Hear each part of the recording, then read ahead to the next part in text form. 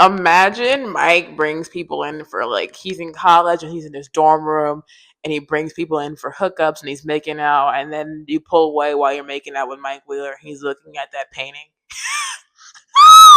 He's looking at that painting and you're just like, what's that? He's like, nothing. Just call me Paladin. Call me your Paladin.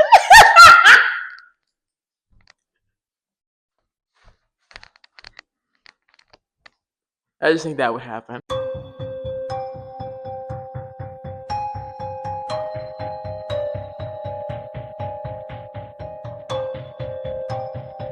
I want to preface this video by letting you guys know there is no shade intended towards the DL and schizophrenic community. You guys are very valid. I hope you get the recovery and the acceptance you deserve. I have made a friend who was schizophrenic named Mike, who was a biler. Shout out to Mike on TikTok, who watched my original video that inspired this video. Roll clip. Maybe Mike does have it bad because they made him schizophrenic and DL. I'm sorry, it's terrible.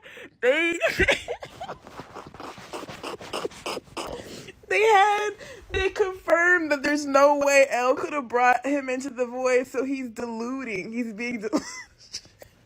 And imagining a scenario where they could say goodbye, and even in that scenario of his imagination, he can't even tell her he loves her.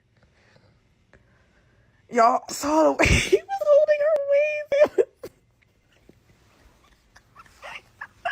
And he still got Will's painting up in his room, and it's like, there's no way your dad dead. She don't know what that means.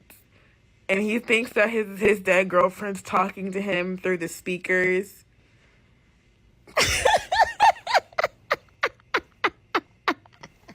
They didn't want to make Byler canon, and they made Mike as a result schizophrenic in DL.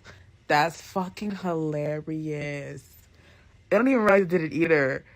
Because they were trying to debunk something about how, like, she could have escaped and lived, but she's never been able to bring people into the void. And she's always been in the tank, or that person's already had their own powers. They were already in the void. And the sound things were on, so she couldn't use her powers. The entirety of that lab that Callie would have bled out. If she hadn't bled out, the lab was destroyed, and Elle was still standing there, and then she died. Jane is dead. She's gone. So they had Mike imagine a scenario where they got to say goodbye. Never happened. The purple rain. And they get like, and it's, and he's like hooting and hollering like a fucking chihuahua. Ow, ow, ow, ow, ow. Everybody else is giving serious acting. Like I was looking at Will and I was like, oh, this is, and it was devastating. And then you cuts to Mike and it's just,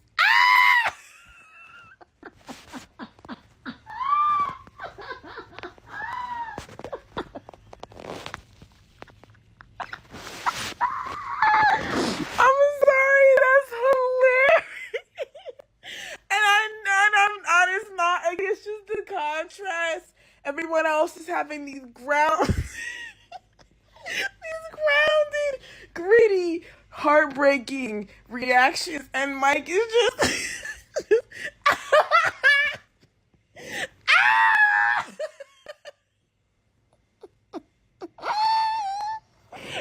sorry, it's so funny.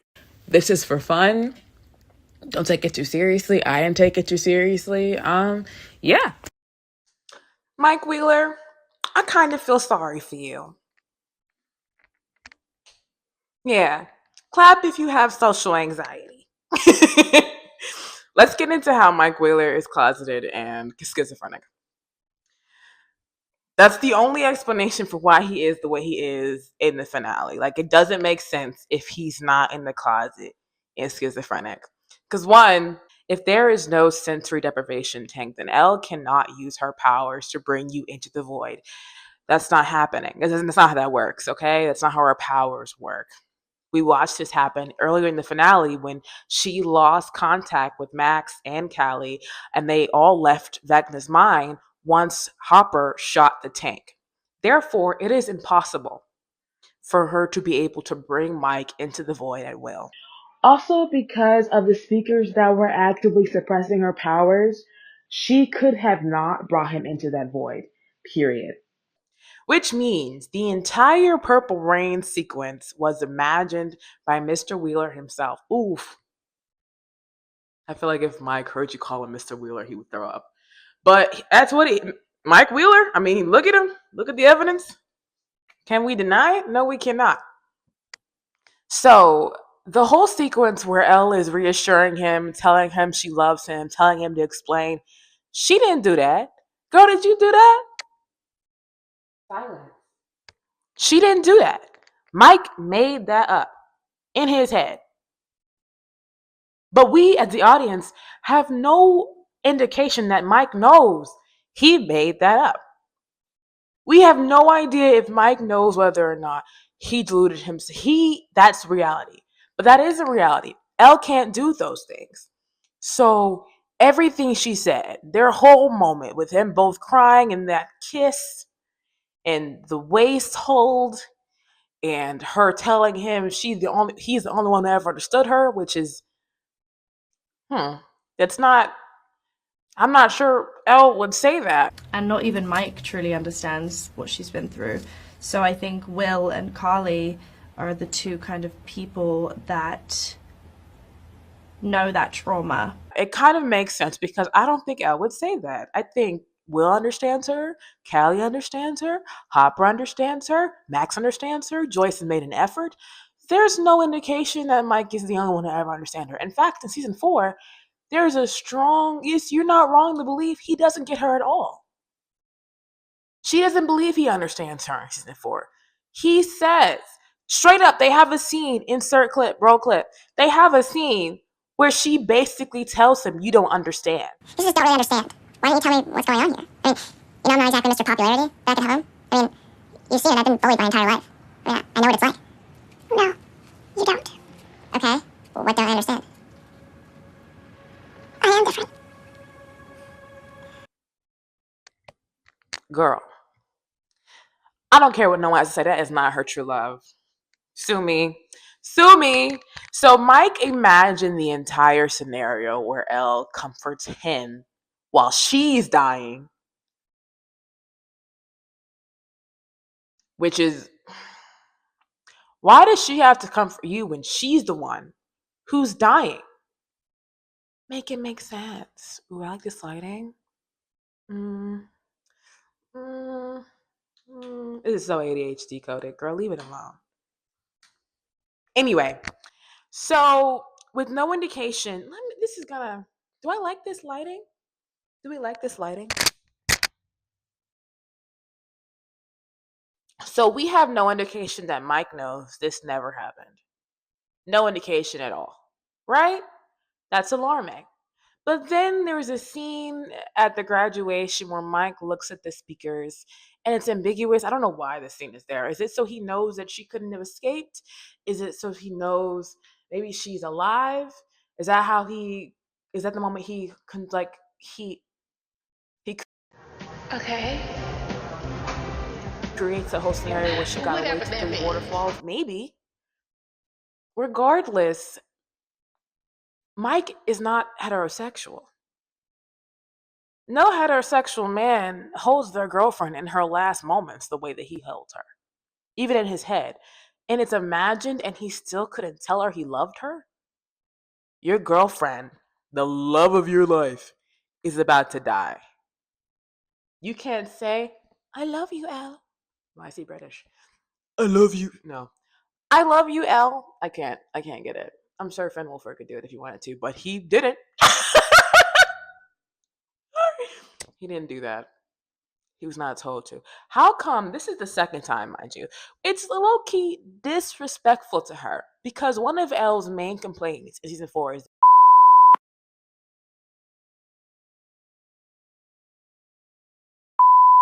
anyway. So not only is Mike imagining things, he's showing signs of early onset schizophrenia, and I think he should really talk to Ted about that because I think that mental illnesses come from your father.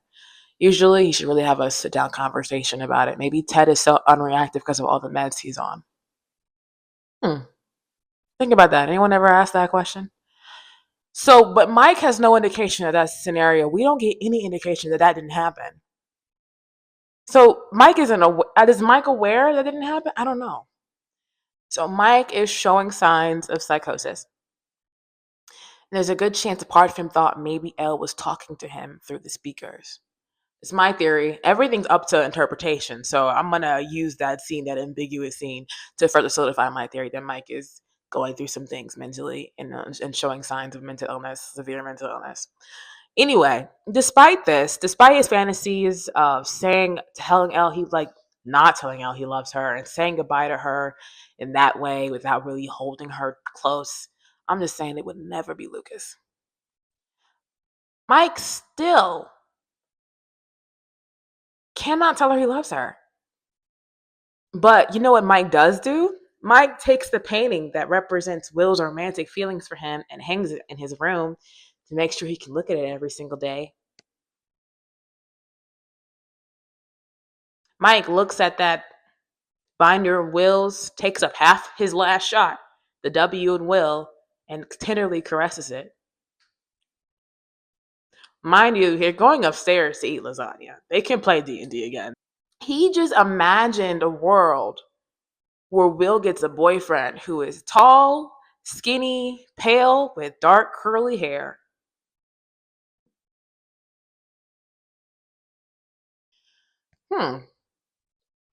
It's just interesting to me. Because Lucas and Max got a movie date and a cute little kiss. But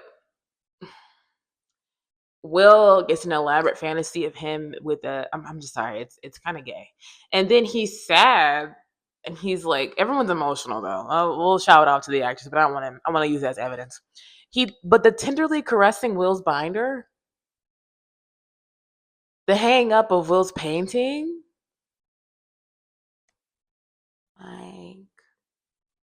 Mike, I know something about you. I know what you are. But unfortunately, Mike is given the ultimate repressing person in the finale, in the epilogue. Why does he have his dad's hair? That's so depressing. That is so depressing. So I don't think Mike is gonna realize it yet. But they put a bisexual author on his wall alongside Will's painting, and it's just like they already had him parallel Vicky, who is bisexual. So I kind of feel like when someone tells him he can like both, it's all gonna click. I do think Byler will be in game. I do think it will take Mike a few years to realize that he can like both genders. I think he just needs to. There's a reason why Mike and Vicky never interact, because everything would have shifted. And some people are saying that their parents assume Byler would be in game because of the painting, and I'm like, oh wow, it's just too ambiguous. They have been listening to Butthole Surfers. Does the production designers, the set design, do these people know that Byler is an endgame? Do they know that? I don't think they do.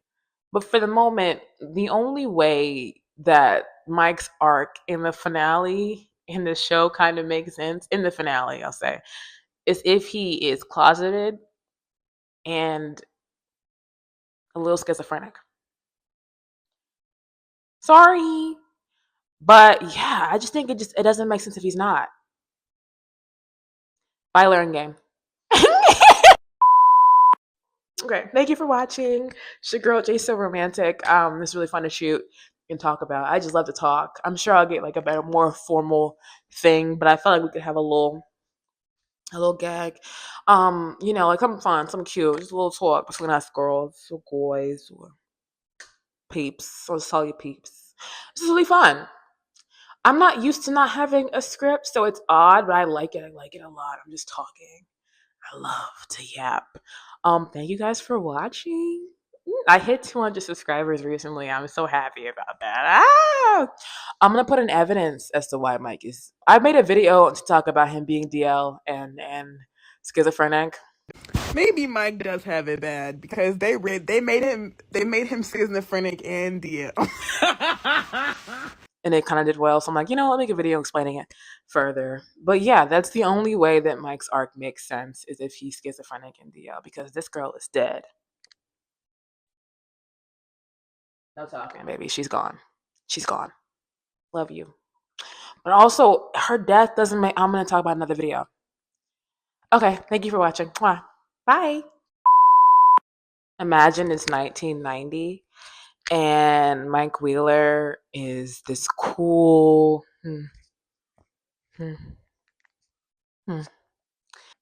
Jane and Mike sitting in a tree. Heard it for here, folks. Jane and Mike sitting in the tree.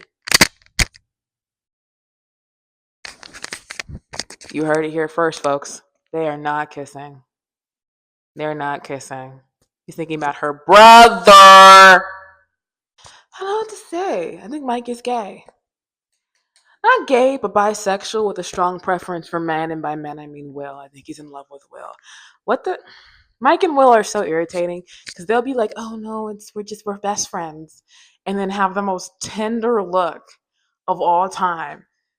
And I'm like, and then homeboy will caress his drawings, and then he'll caress the binder with his name on it gently while trying not to cry. Sounds a little fake and gay. Sounds a little fake and gay.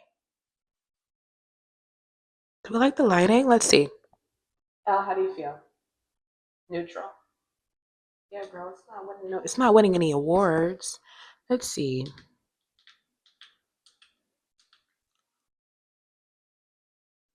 Oh, how do we feel, Jane? But it's kind of washing you out.